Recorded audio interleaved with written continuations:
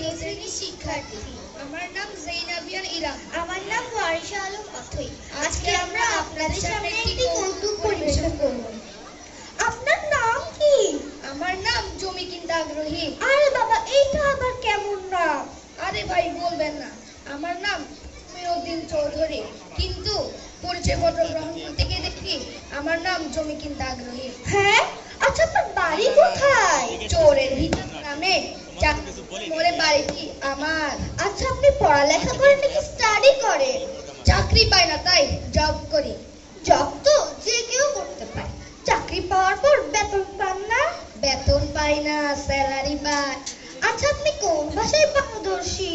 আমি বাংলা, ইংরেজি, গণিত, সমাজ বিজ্ঞান, ধর্ম সব ভাষায় পারদর্শী। আচ্ছা তাহলে আপনাকে একটা প্রশ্ন জিজ্ঞেস করি। অবশ্যই। বলেন তো, ডাক্তার আসিবার পূর্বে রোগীটি মারা গেল, এর ইংরেজি কি? ম্যাডাম, আমি তো এটা ইংরেজিতে বলতে পারবো না, কিন্তু আরবিতে বলতে পারবো। ইন্না লিল্লাহি ওয়া ইন্না ইলাইহি রাজিউন। হ্যাঁ, আচ্ছা আপনাকে আরেকটা প্রশ্ন জিজ্ঞেস করি। বলেন তো, মেয়েটি নিচে দাঁড়িয়ে আছে, এর ইংরেজি কি? এটা তো খুবই সহজ, মিস আন্ডারস্ট্যান্ডিং। এবার আপনাকে তিনটা প্রশ্ন করতে পারি? ও শিওর।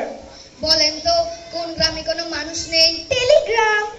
দ্বিতীয় প্রশ্ন, কোন তাপ কখনো গাছে ধরে না?